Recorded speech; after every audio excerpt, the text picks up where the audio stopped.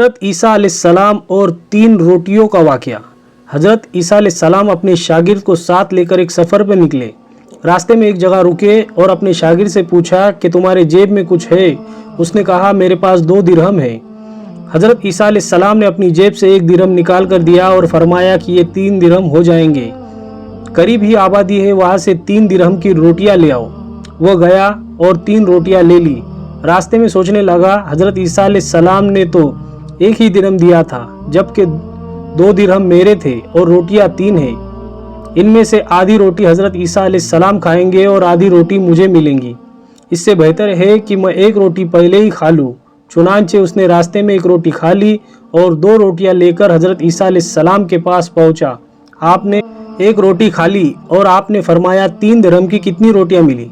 उसने कहा कि 2 रोटियाँ मिली थी, 1 आपने खाई, 1 मैंने खा ली। हज़रत ईसा अलैहिस्सलाम वहाँ से रवाना हुए। रास्ते में एक दरिया आया। शागिर्द ने हैरान होकर पूछा, ए अल्लाह के नबी, हम ये दरिया कैसे पार करेंगे, जबकि यहाँ तो कोई कश्ती भी नज़र नहीं आती। हज़रत ईसा अलैहिस्सलाम ने फरमाया, घबराओ मत, मैं आगे आगे चलूँगा, तुम मेरे पीछे मेरा दामन पकड़कर चलना। खुदा ने चाहा तो हम दरिया पार कर लेंगे।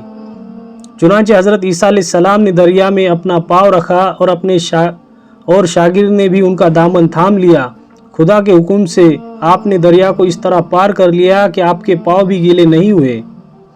शागिर्द ने यह देखकर कहा कि मेरी हज़ारों जान आप पर कुर्बान, आप ईसा साहिब एजाज नबी, मुझे तो यह एहसास ही नहीं था। आपने फरमाया कि ये मोजिज़ा देखकर तुम्हारे ईमान में कुछ इजाफा हुआ? उसने कहा, जी हाँ, मेरा दिल नूर से भर गया। फिर आप अलैहिस्सलाम ने फरमाया कि अगर तुम्हारा दिल नूरानी हो चुका है तो फिर बताओ कि रोटियां कितनी थी?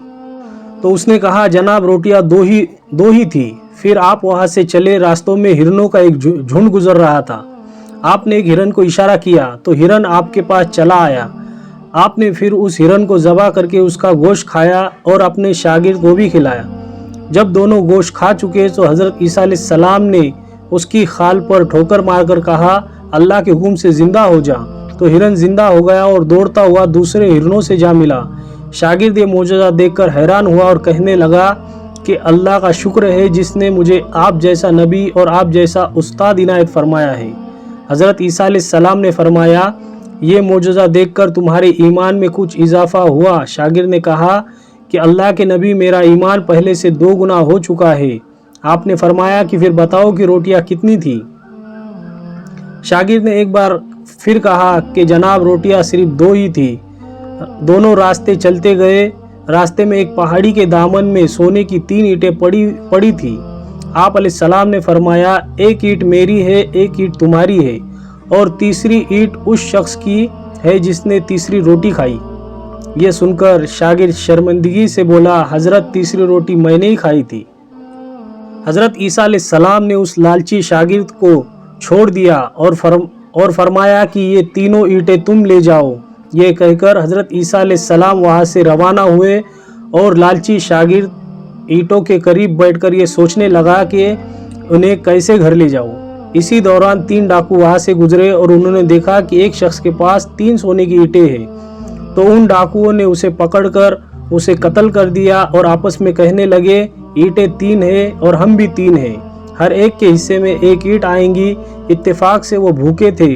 उन्होंने एक साथी को कहा कि हमें भूख लगी है और हमारे पास कुछ खाने के लिए भी नहीं है।